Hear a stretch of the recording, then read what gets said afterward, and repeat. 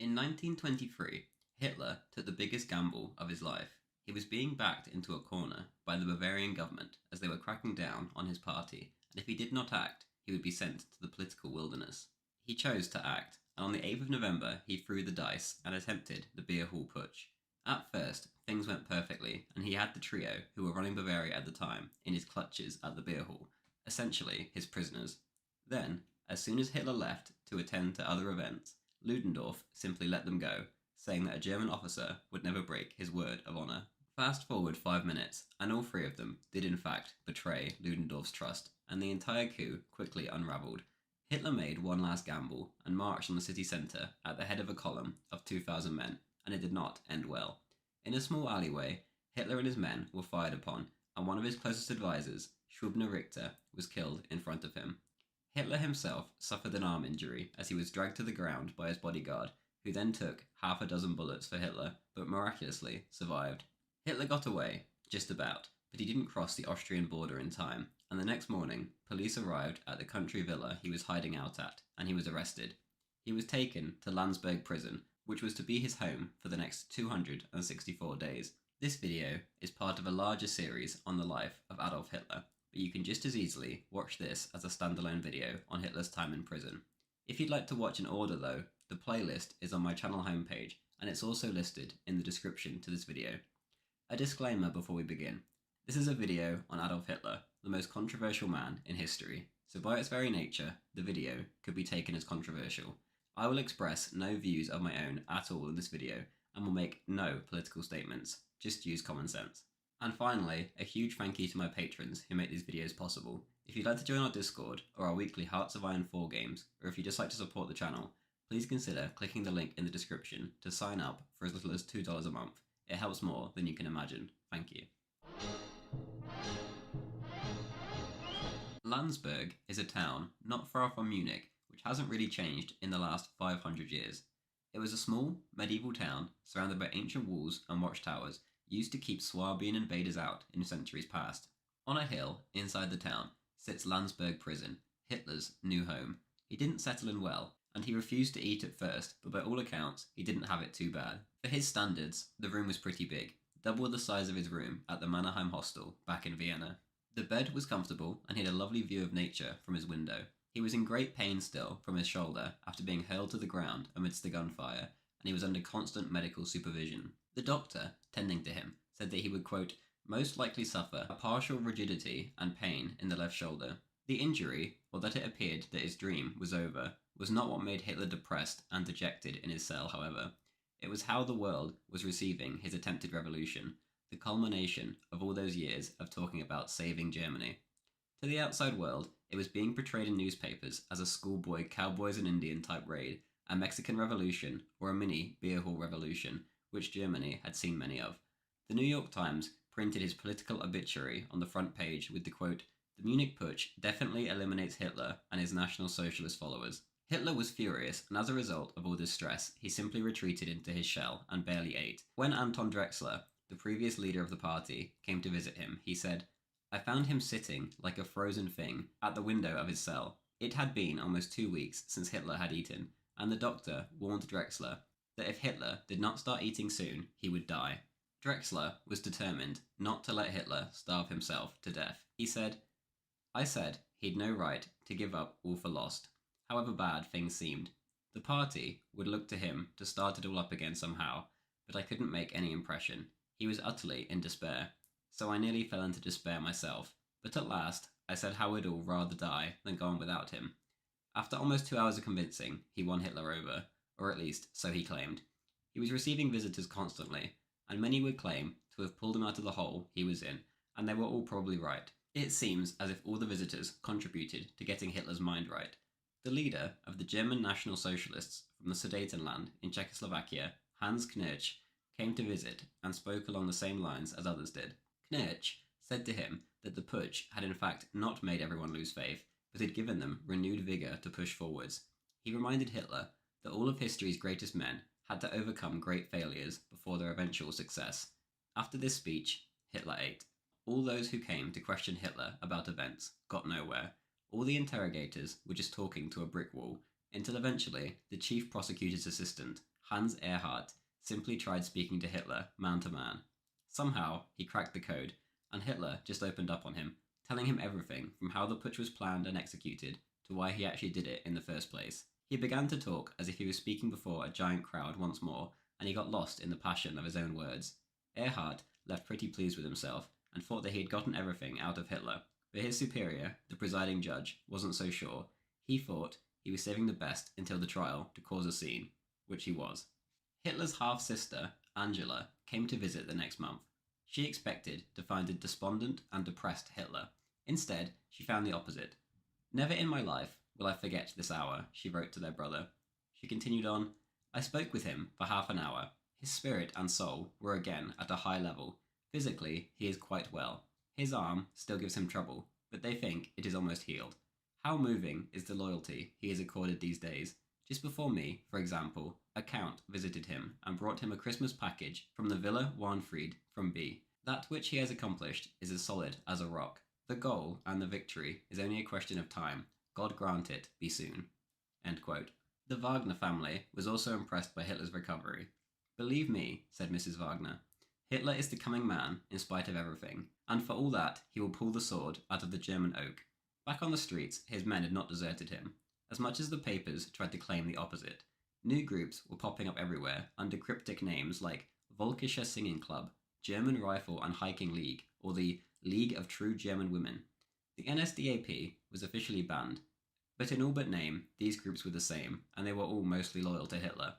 Even Röhm, in another prison, had redesigned the paramilitary groups under the name of Front Ring, which Hitler wasn't overly happy about, but Röhm did it anyway, against Hitler's wishes.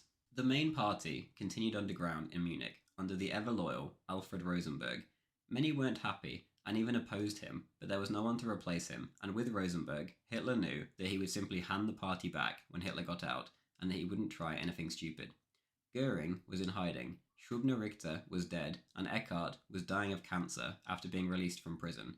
Drexler didn't like the direction Hitler was taking the party, so he wasn't an option either. It was up to Rosenberg. In Salzburg, an exiled group of dissidents with men such as Esser, Streicher, and Ernst Hanfstegel opposed Rosenberg, and they made opposite plans and didn't really see eye to eye, but ultimately, the belief and loyalty to Hitler kept them both in line to prevent things from going too far. The Salzburg group considered staging robberies to raise cash, like the communists did before the revolution in Russia, and even considered going across the border to break Hitler out of prison, but nothing came of either plan.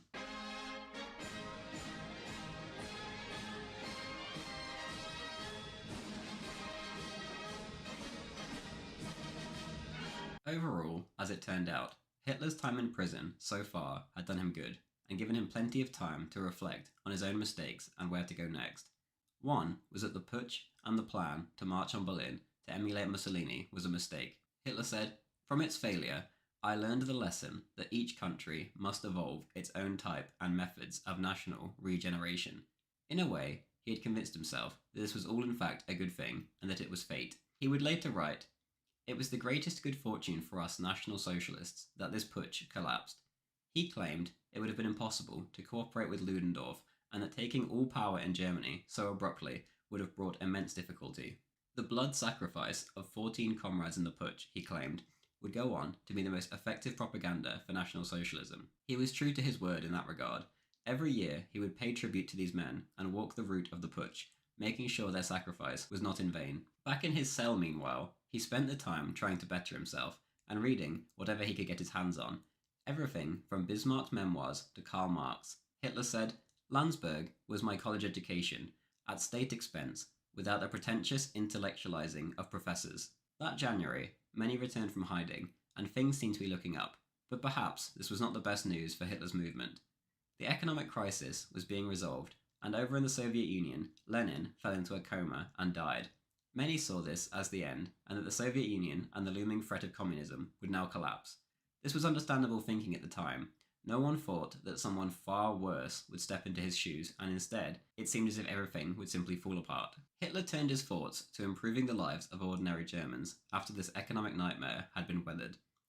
He spoke of how he would put thousands to work by building a vast highway system connecting the entire nation together, the Autobahn. He also spoke of making an affordable car that anybody could afford, the Volkswagen. It would be a long time until he would complete these aims, but ultimately, he would complete them. On September 22nd, he and his prison companions were escorted through the prison gates and sent on their way to Munich for their trial. By chance, the astrologer who had predicted the failure of the putsch was also in Munich, and this time she made a new prediction. She predicted that Hitler would not be crushed by this defeat, but that he would ultimately rise from the ashes like a phoenix. Quote, "It will turn out that recent events will not only give this movement inner strength, but external strength as well, so that it will give a mighty impetus to the pendulum of world history," Miss Eberton said. On the morning of the 26th of February, Germany, and indeed much of the world, was eagerly awaiting not only Hitler's trial, but also that of his companions, and most of all, the world-famous General Ludendorff, although despite that, the controversial Hitler was the obvious centre of attention. As soon as Hitler stepped up to speak, the scenes that followed were familiar to any who had ever heard Hitler talk. He certainly hadn't lost his touch. The opening words were that he was not a defendant, but an accuser. He described step by step the events leading up to the putsch. He spoke of the march and the fateful ending, where he lost 14 of his friends. He said he had but one regret, and that was that he had not suffered the same fate as his dear friends who perished that day. He proudly claimed responsibility for all the events, saying, quote, "The other gentlemen have only cooperated with me," and then claimed he was innocent and not a criminal. How could he be a criminal when his mission in life was to lead Germany back to honour and its proper position in the world, he said. The judges were for the most part totally taken aback and in fact seemed to agree with Hitler. They never stopped his speeches, which sounded more like he was accusing them of being criminals rather than the other way around. They simply let the crazy spectacle continue. It was unlike any trial in history beforehand. One of the judges, Judge Neidhardt, was an ardent nationalist and thought the putsch was a national deed. He was totally determined to find Ludendorff, his hero, innocent, and the chief prosecutor, who had been getting attacked by students for weeks for daring to accept this assignment, was cautious and didn't want to treat Hitler too harshly and cause uproar. The first day was a gigantic win for Hitler. It couldn't have gone better. The second day was spent tediously examining the other defendants, and when it was Hitler's turn again, on the 28th of February, he dominated yet again. He spoke of how both Munich and Berlin had been corrupted by the communist regime. "You have one classic example here in Munich. We should never have freed ourselves from the Red Era if recovery had not emanated from the healthy section of our people," he said, before again defending his march, seeing it as a sign of national duty to save Germany. One man who wasn't happy with proceedings, however, was Ludendorff, who tried to throw Hitler under the bus. He behaved like a coward the entire trial, trying to pin everything on Hitler, and he came off like a child, trying to blame his friend in front of the school principal. The little corporal, Hitler, was behaving more like a traditional officer of honour than the oh-so-mighty Ludendorff himself. Hitler accepted all responsibility put before him, and even more than he deserved. Meanwhile, Ludendorff dodged and dodged. Nothing was his fault in his eyes. He would constantly talk down to the judges, in one correspondent's words, barking at them in the tone of the parade ground. Public criticism of the judges was coming in from all angles, and the only response Judge Neidhardt had to questions about why he allowed Hitler to speak non-stop for 4 hours was, quote, "It is impossible to keep Hitler from talking." It was becoming obvious that Hitler was going to come out as either a hero or a martyr. After each session, Hitler would be escorted back to a cell, and here he was visited by both Rosenberg and Hanfstaengl. Rosenberg brought bad news. Some of the other elements in the party were getting out of control and were attempting to run in the coming elections as part of a united bloc with other nationalist organisations, which was totally against Hitler's earlier vision in the party of only other groups being annexed by his own so as to not dilute power. One of the main men involved was Gregor Strasser, who would go on to deeply regret crossing Hitler 10 years later. Hitler was furious and was determined to just sort of keep the party half alive in its current state until his release, so he could again take power and pick it up where he left off. Hanfstaengl brought his son for his visit, the 3-year-old Egon, who Hitler loved so much. The boy was expecting a bare floor with rats for company, but instead found a decent enough cell with a garden-like view. The visit was mostly social and unimportant, but Hitler's spirits seemed to be rising constantly. The trial continued on, and on the closed sessions of the 11th and 14th of March, he was free to interrogate the witnesses. This was perfectly normal in German law at the time. Hitler spoke to the triumvirate who had run Bavaria, von Kahr, von Lossow, and von Seisser, as if they were the guilty ones, not him. Hitler was literally jumping to his feet and shouting out questions. Hitler felt nothing but contempt for this trio who had broken their word when it mattered. When Lossow declared that Hitler was only fit to play the role of a political drummer, the insults that came back at him were so extreme that the judge had to calm Hitler down. Lossow then told Hitler he was part sentimental and part brutal, to which Hitler responded, "Where is your word of honor? Was this the sentimental and brutal Hitler?" The theme of Hitler dominating events continued, and peaked in his final speech. By German law, the defendant had to have the last word, and he took this to the extreme. He finished with a gigantic speech. He denied the allegation that he was just a drummer of the nationalist movement, and denied the charge that he wanted to be a minister.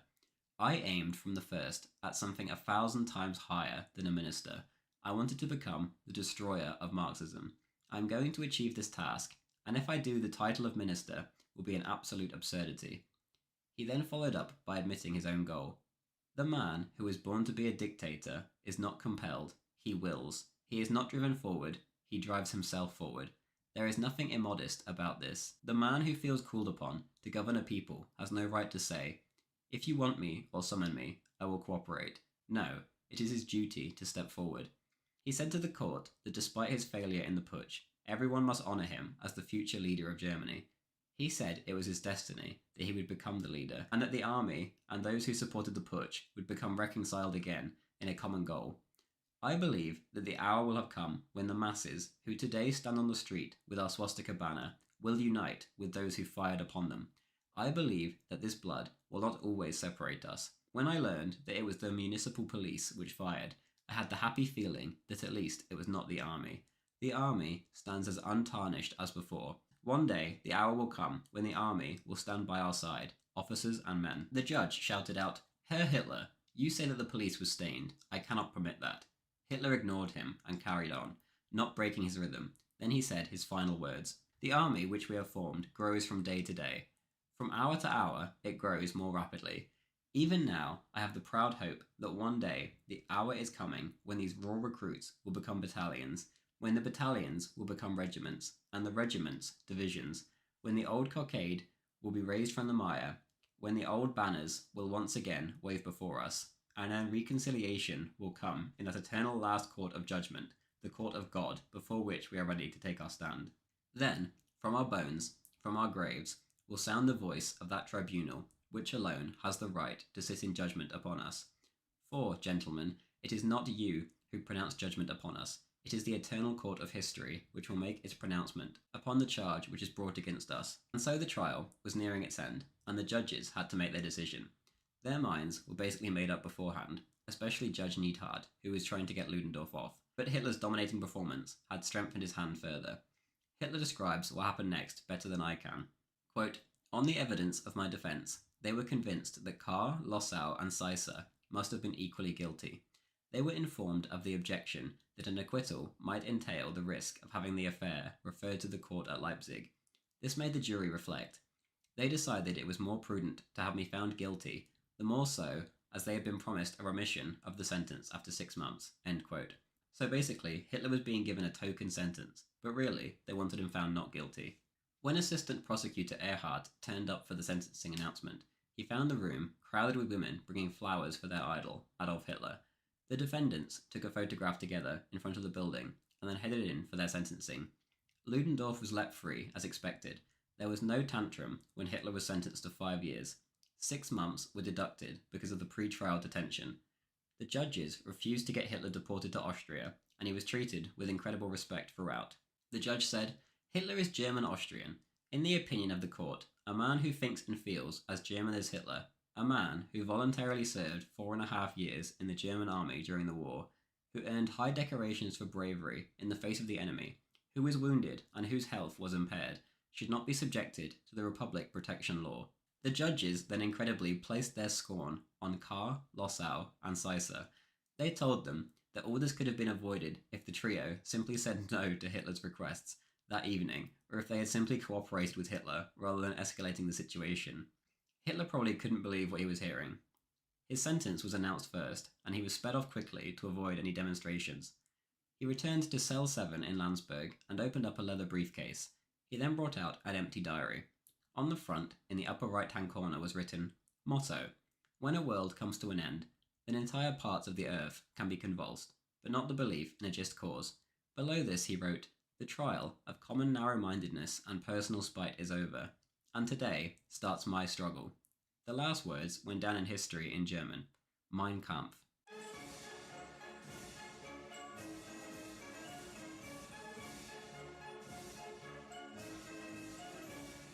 Hitler had friends in prison. In the two cells next to his were two fellow National Socialists, Dr. Weber, a vet, and Colonel Kreibel. Each morning at 6 a.m., when the two night wardens would go off duty, Hitler would be there dressed, washed, and waiting, and the cell doors would be opened. At 7 a.m., trusted convicts would serve the prisoners breakfast, usually coffee with bread or porridge in the common room. At 8 a.m., the doors to the garden area were opened, and the men would exercise. Due to Hitler's arm injury, he would usually just be the referee for wrestling matches or other sports. Hitler loved his daily walks around the grounds, and he would usually be accompanied by Emil Maurice, his driver. At 10 a.m., the men would come in from their exercise, and it was time for the mail to be given out. Hitler was obviously showered with outside support. One he especially enjoyed was a poppy seed strudel, which was delivered every Friday by a group of National Socialist women. Lunch was served at midday, and whenever Hitler would walk in, someone would call out, "Attention!" and everyone would stand to attention and greet him. At the lunch table, politics were rarely discussed, and the main politics tended to be theatre, art, or cars. After lunch, Hitler would retreat back upstairs to his cell to read and write. This would normally last until 4 p.m, when he'd have another tea or coffee, and then at 4:45, the gates to the garden would again be opened, and he would walk again with Maurice. This would last for an hour, and then at 6, each man would eat dinner in his cell. At 10, the lights would go out. This was Hitler's routine, and he rarely broke it, except sometimes going upstairs to read or write earlier. The men inside all loved Hitler, and the usual squabbles amongst them all disappeared whenever he was around. They were all there for him, and him for them. He was always at their service to help, one prisoner said. On the outside, the party had indeed gone ahead and placed candidates in elections without Hitler's approval, and even Rosenberg had defied the Führer and joined up with Strasser and the rest. Ludendorff was involved too. Perhaps it wasn't all bad, however, though. As in the Bavarian elections held that April, the new nationalist bloc came second to the Bavarian People's Party. A month later, in the national elections, the newly formed National Socialist Freedom Movement won a gigantic 2 million votes. 32 of the 34 candidates were elected, and these included Strasser, Röhm, and Ludendorff. Despite them defying Hitler, it was his speeches at the trial which had won them their support. The trial had been a national and even global event, and everyone knew everything Hitler had said. He had won hundreds of thousands of new adoring followers. Hitler was worried, given that he was inside and they were outside. Ludendorff was running around claiming credit for the stunning victory, and in Hitler's mind, it was a real possibility that this group may just swallow up his, and on his release, he would no longer be in charge. In reality, however, this was ridiculous.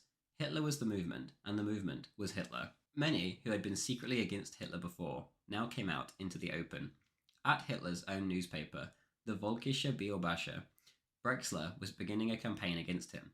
Hitler was called a dictator and a prima donna, and the paper proclaimed that he must be brought under greater control if the party was to reach its previous heights. One day, Hans Frank, a man who remained loyal to Hitler till the end and died at Nuremberg, was cornered by Drexler in a car park, and Drexler unleashed a torrent of complaints at him about Hitler. "He intrigued against me and broke all his promises, pushed me out, and now has wrecked the party for all time with this crazy putsch. Hitler betrayed me, and that is why I oppose him wherever I can." End quote. And Drexler wasn't the only problem either. All over the place, the multiple splinter groups of the NSDAP were infighting and squabbling over whatever they could. Kurt Ludek travelled to meet Hitler to find out how best to fix these issues. Instead, despite the infighting, he found Hitler overjoyed, and Hitler stated, "I am now convinced that this is our best line of action, now that conditions in the country have changed so radically." Despite Hitler's optimism with the ballot box successes, the split in the party continued to widen. Strasser and Ludendorff were planning to create the National Socialist Freedom Party, a single nationalist party in which the NSDAP would be just a part. This led Hitler to take a radical decision. On the 7th of July, it was announced that Hitler had, quote, laid down the leadership of the National Socialist movement, and that he will refrain from all political activity during his term of detention. He requested his adherents not to visit him in prison, since he had so much work and was also engaged in writing a book, end quote. Many thought this was some kind of ruse, but Hitler was serious. He got to work on Mein Kampf in his cell, and he welcomed the vacation from politics. He would spend hours sat there, writing down his ideas in his diary or dictating his ideas to Emil Maurice. Then he would go back to his cell and, using a typewriter loaned to him by the warden, he would type out the manuscript. A guard named Hemmich recalled, as he finished one section of the book after another, he would read it aloud to the others in their evening assemblies. The most helpful assistant to Hitler at this time was Rudolf Hess. Hess had been in hiding ever since the putsch, but had deliberately turned himself in order to be with Hitler and help him during his time behind bars. Now he would sit with Hitler for hours and hours on end, listening or helping him with ideas. When Hitler grew tired of typing, Hess would take over. The book originally had the cumbersome title of 4.5 Years of Struggle Against Lies, Stupidity, and Cowardice. It was now becoming an autobiography instead of a general history, as intended, and it covered everything from Hitler's childhood all the way up to his present situation. Hitler read about as much as he wrote, and he consumed all the history he could lay his hands on, helping him build up his worldview.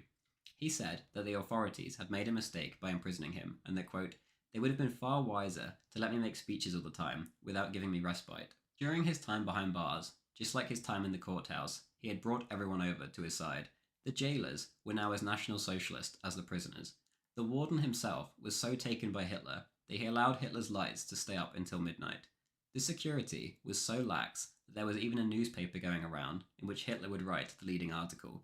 The paper was only discovered when one man stupidly wrote home about it and the mail was checked. Hitler spent less and less time with his men as he wrote and left them to their own devices. They didn't love him any less for it, but they did tease him. One day, they subjected him to a peasant hazing. They covered their faces with oven rust and black, wrapped themselves in sheets, and rushed up to Hitler's cell. Here, they subjected him to a parody version of the Munich trial. Hitler joined in with the fun and accepted his sentence, and then laughed, shook his head, and got back to work. It seemed like a genuinely good time, at least by prison standards, for the National Socialists behind bars. Hitler, despite not wanting political visitors, still had many normal visitors. Ernst Hamstegel was one regular, who said Hitler was getting fat behind bars and needed to partake in the garden games more. Hitler replied, a leader cannot afford to be beaten at games, and that I shall always be able to get the extra pounds off by speaking. Another visitor was Frau Hoffmann, an 83-year-old retiree who had taken it upon herself to do his laundry and make sure he was properly dressed over the past few years. She fed him cakes and cream and was like a grandmother to him. Hess's fiancée, Ilse Prowl, was another guest. Every Saturday, she would cycle to see her husband and the Führer, and she would join them in the common room for lunch. Hitler even managed to convince her mother, who came along one day, to become a National Socialist, despite beforehand disliking Hess and finding him thuggish. Especially now he was behind bars, Hitler totally won her over to them both. Hess was completely devoted to Hitler at this time, and would go on this way till the day he was murdered in an Allied prison, aged 93. He tells us that Hitler at this time was completely focused on the book, and he was totally genuine in his disinterest in politics. He wanted to check out of any of the politics at the time till he was released. All it would do was stress him out, as he had no control over it. Best to focus on what he could control, the book. He again made a statement wishing to take no political guests. He only ended up taking one, and broke this rule. This was a German Bohemian Party member who asked him if his position on the Jewish question had changed at all due to his current circumstances. Hitler replied, quote, it is quite correct that I have changed my opinion concerning the methods of fighting Jewry. I have come to the realization that I have been far too soft up to now. While working on my book, I have finally come to realize that the harshest methods of fighting must be employed in the future if we are to win. I am convinced this is not only a matter of life and death for our people, but for all peoples. The Jew is a world pest. End quote.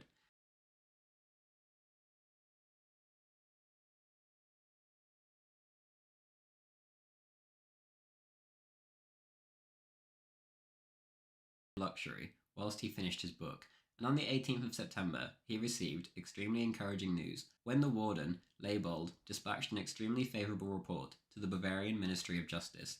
Leibold said that Hitler had, quote, proved himself to be a man of strict discipline and order, and that he was, at all times, cooperative, modest, and courteous to everyone, particularly the officials of the institution. He assured the ministry that Hitler would be a legal, law-abiding citizen upon his release.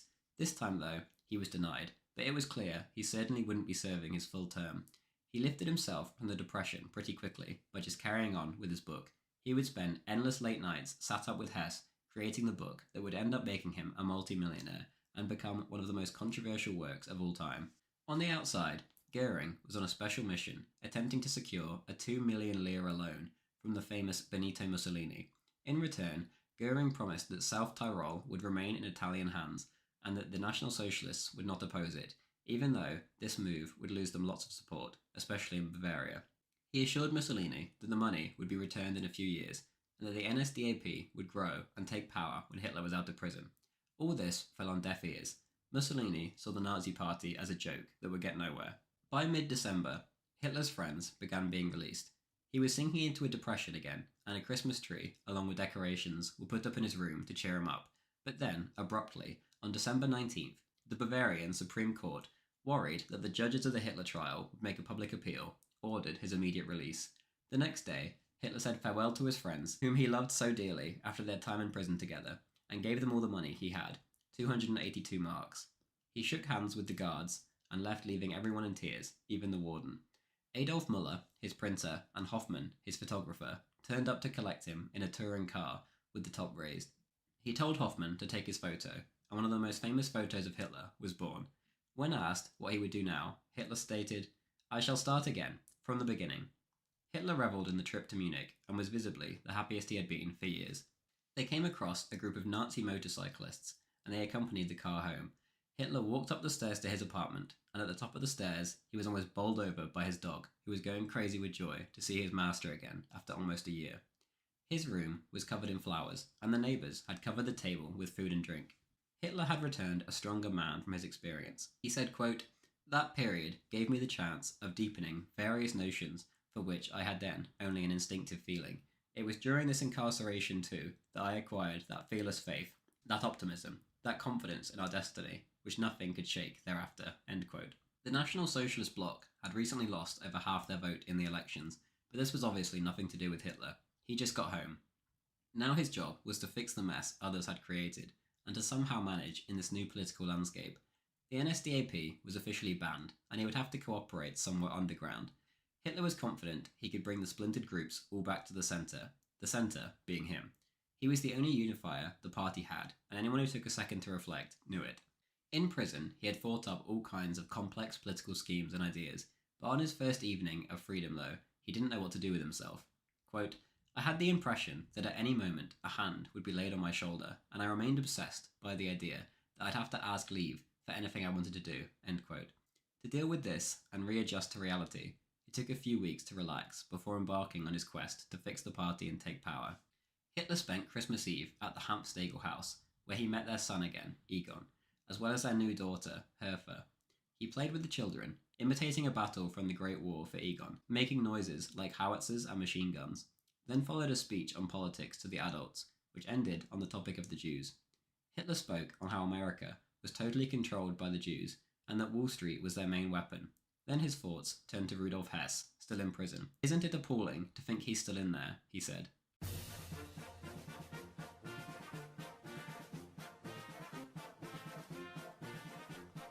Clearly, prison wasn't as traumatic for Hitler as he was imagining it to be, considering he was going to kill himself rather than be captured at one point. Instead, it turned into one of the most important events of his life. He finally had time to step away from politics and think, rather than being swept along by events.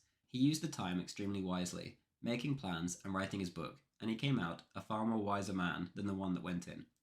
Thank you very much for watching this video, and next time we'll be covering the next few years of Hitler's life and seeing how he readjusted to life on the outside. Also, make sure to watch the rest of the series if you haven't already to get up to speed. The link is in the description, or it's displayed on my channel homepage. A special thank you to my patrons, who with their support make these videos possible. If you want to join our Discord or our weekly Hearts of Iron 4 games, please consider signing up in the link in the description for as little as $2 a month. It helps more than you can imagine. Thank you to Lobster to You, Darway Lololol, Sigmar, Emperor Titus, Luke David Murphy, Chechen Natsok, Anton Berglund, Levi E, Lanza, Friendly Brian, Bushak, Firefly Enterprise, Henry Unruh, and Evan Brightfield.